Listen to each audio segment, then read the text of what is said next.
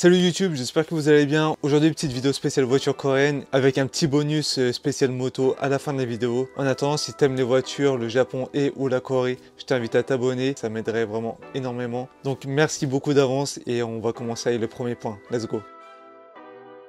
Si vous allez en Corée, vous allez voir que 90% des voitures sont coréennes, clairement.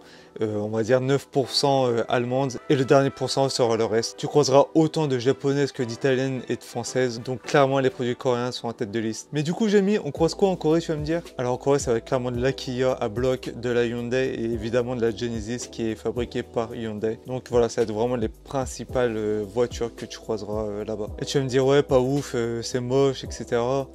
Sauf que, faut savoir que là-bas, tu verras que des voitures de 2018 minimum et encore, je dis bien, parce que vraiment, elles sont hyper récentes. Les seuls vieux véhicules que tu peux croiser, c'est juste des utilitaires. Voilà, clairement, sinon tout le reste est hyper récent. Oui, les Coréens sont très dans l'apparence et roulent vraiment qu'avec des derniers modèles. La preuve, j'ai vu énormément de voitures que je n'avais jamais vues ailleurs. C'est toujours très futuriste, très luxueux, très classe en fait. Avec des jantes vraiment hyper stylées, clairement, rien à voir avec nos voitures en France. Et ça permet du coup de rivaliser avec tout ce qui est BM, Mercedes, etc. Donc bon, autant prendre le local du coup.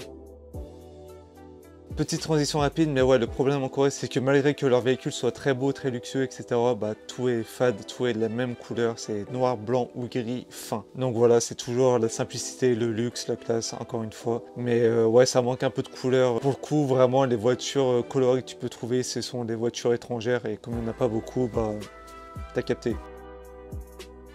Ça, c'est vraiment une chose qui m'a choqué en Corée, c'est que les vitres teintées sont autorisées, et pas juste les côtés, hein. Clairement c'est vraiment toutes les vitres, et tu vas avoir du coup 95% des voitures qui seront full teintées. Et ouais, ça m'a fait bizarre la première fois, je me suis dit oh bizarre et tout machin. Au final, plus je marchais, plus je voyais qu'elles étaient toutes comme ça. Et ouais, du coup ça fait un peu bizarre parce que tu vois jamais les gens dans leur voiture, et voilà, mais bon, on s'y habitue, et franchement c'est stylé, donc voilà. Ouais, je sais, c'est un peu un sujet qui fâche, mais malheureusement, je suis obligé d'en parler parce que en Corée, c'est vraiment des véhicules qu'on croise assez souvent aussi. Comme je le disais juste avant, la plupart des véhicules sont très récents, et donc qui dit récent dit électrique forcément, mais heureusement pas que. Mais c'est pour dire que vraiment, il y en a vraiment pas mal. La preuve, il y a 4 véhicules coréens qui sont dans le top 20, qui étaient encore dans le top 10 il n'y a pas si longtemps encore, dans les véhicules les plus vendus en Europe, en électrique évidemment. Comme quoi, c'est quelque chose qui se fait quand même pas mal là-bas. Enfin bref, après vous avoir vendu du rêve avec des Dyson, on va passer au point suivant. Bon, c'est un sujet assez grave, je vous l'avoue. Je disais que les Coréens étaient très dans l'apparence, etc.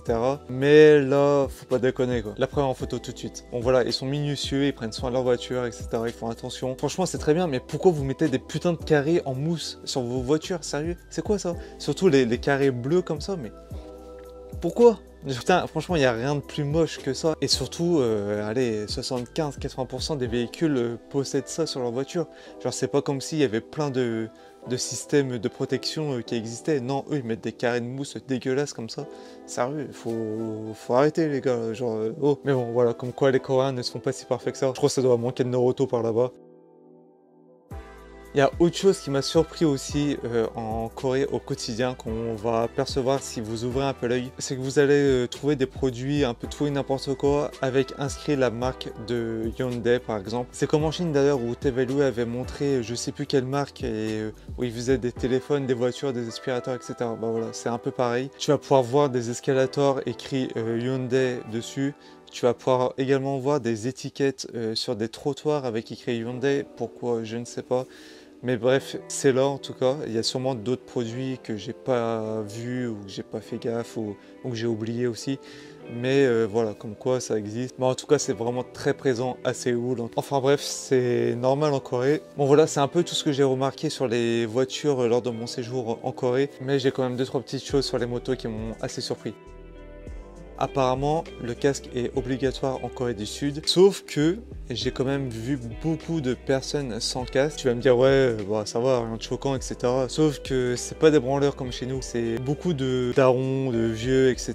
qui sont là en scooter sans casque au calme. Surtout qu'ils sont assez stricts sur les règles en Corée. Bah voilà, ils sont disciplinés, etc. là-bas. Et du coup, ça m'a assez surpris. La preuve, là-bas, ils traversent les passages piétons à côté de leur moto. Genre, ok, c'est normal, ok, normalement, on doit faire ça aussi en France, sauf que personne ne le fait. T'as déjà vu quelqu'un à faire ça toi? Non, bah non. Genre personne le fait et pourtant là-bas ils le font tous tout le temps. Enfin voilà, comme quoi je vous dis, ils sont vraiment très sur les règles. Donc pour ça m'a assez étonné sur les casques. Donc si vous avez la réponse, dites-le moi en commentaire s'il vous plaît. Et autre chose qui m'a très surpris et que j'aimerais vraiment avoir la réponse, c'est pourquoi les scooters, les motos roulent toujours avec les warnings allumés. Genre, mais genre vraiment tout le temps, genre c'est abusé. Pourquoi ils font ça? Genre j'aimerais bien connaître la raison parce que je sais pas, je comprends pas. Genre ils se baladent comme ça dans les rues avec les warnings, du coup tu sais pas où ils vont, bref c'est assez relou je vous avoue. Donc faites attention là-bas quand vous êtes piéton parce que c'est un peu chiant. Donc si vous avez la réponse à leur délire là, dites-le moi en commentaire s'il vous plaît parce que ça m'intrigue et vraiment j'aimerais bien le savoir. Voilà, c'est la fin de cette petite vidéo, j'espère qu'elle t'a plu et je te dis à dimanche prochain pour une nouvelle vidéo. Allez, ciao!